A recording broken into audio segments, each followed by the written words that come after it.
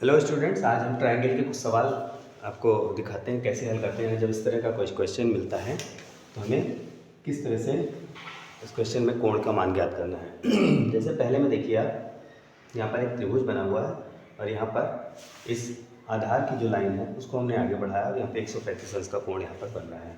तो हमें x का मान निकालना है। तो हम कैसे निकालेंगे, क्योंकि या तो अब केवल त्रिभुज बना होता, दो मान दिए होते, तीसरा हम निकाल लेते। लेकिन अगर यहाँ पर हमें इसका कोई मान नहीं पता है, यहाँ पर x है और यहाँ पर ये है, हम तो कैसे इसको हल करेंगे।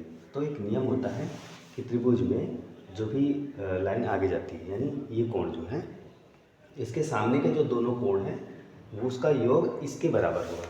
यानी इसके जो अभिमुख कोण है, यानी इसके ठीक सामने ये दोनों कोण हैं, है ना। इस कोण के सामने कौन कौन से कोण, ये दोनों कोण हैं, इन दोनों का योग जो है इस y कोण के बराबर होगा। ठीक है, तो कैसे हल करेंगे, ये आंतरिक कोण ये x है और यहाँ पर 75 है, इन दोनों का योग किसके बराबर होगा, इस y कोण के।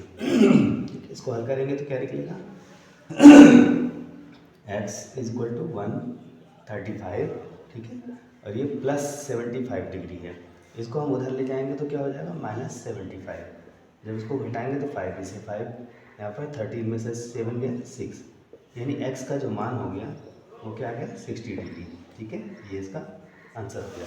ठीक है, इसी तरह इस सेकंड क्वेश्चन को देखते हैं। हमें आंतरिक कोण, यहाँ पे दो आंतरिक कोण पता है, इस बाहरी कोण का मान ज्ञात करना है। दो तरीके यहाँ पर भी चाहे तो, बाकी सीधे से सिंपल तरीका क्या है, इस कोण के सामने के दोनों कोण का योग इस कोण के बराबर होगा। ठीक है, तो हम क्या लिख सकते हैं, x इज इक्वल टू 70 + 30। ठीक है, इन दोनों को जोड़ेंगे तो क्या आएगा 100 डिग्री। x का मान क्या आ गया 100 डिग्री। ठीक है, ये इसका आंसर हो गया।